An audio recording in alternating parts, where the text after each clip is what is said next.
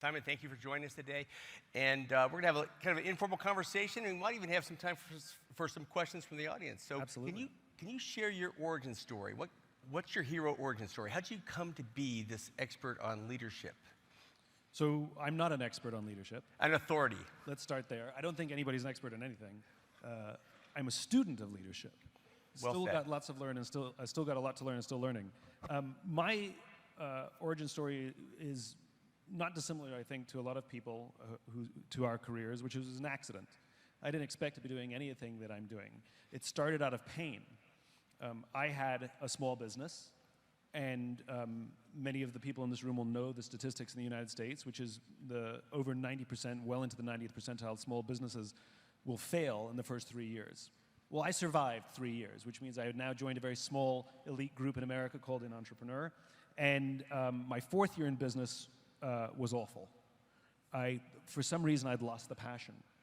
And I was very embarrassed by this, because superficially, everything looked good. And yet, I didn't want to wake up and go to work anymore. And so all of my energy went into pretending that I was happier, more successful, and more in control than I felt. Which, if you've ever been in a dark place, pretending that you're happy makes you go even darker.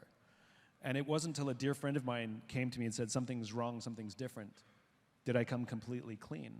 It lifted this huge weight off my shoulders, and now all that energy that I went to lying, hiding, and faking could now go into finding a solution.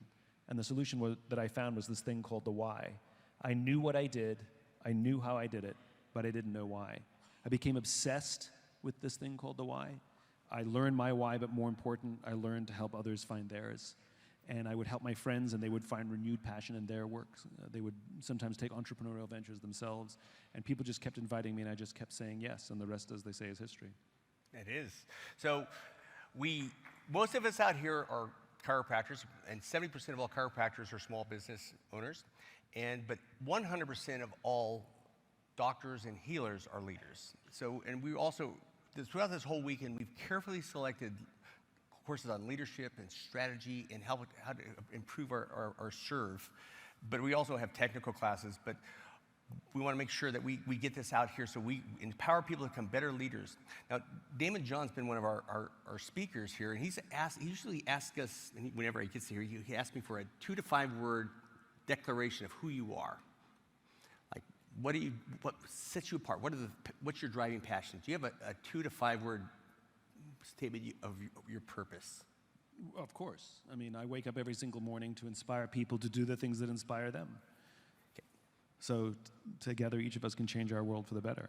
And I live my life with a very clear vision as well. I imagine a world, you said a little bit of it up front, I imagine a world in which the vast majority of people wake up every single morning inspired, feel safe wherever they are, and end the day fulfilled by the work that they do. And I've committed my career and my life to advancing towards that vision. So what do most of us get wrong in leadership?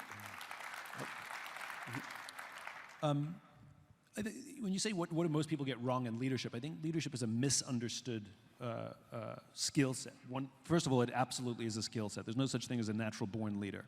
Even the leaders that appear to have natural capacity, I guarantee they learned it when they were younger. They had a mentor, a parent, a coach, a guardian, somebody that helped them learn these skills. Number one, leadership is nothing about being in charge. It's the awesome responsibility to see those around us rise. It's about taking care of those in our charge. The closest analogy I can give to being a great leader is like being a great parent. Yes, I know you don't get to pick your team sometimes, but you don't get to pick your children either. And yet you show up with love every day. And you work tirelessly to see that they will gain the skills and the confidence to do well and excel in their lives. And great leaders are doing exactly the same thing. And leadership is all about human skills. And leaders who become great leaders, it's because they study leadership. They're obsessed with it. They read books about it, they watch talks about it, they read articles about it, and when you go out with them, all they want to do is talk about it. They're obsessed with the concept. Just like parents.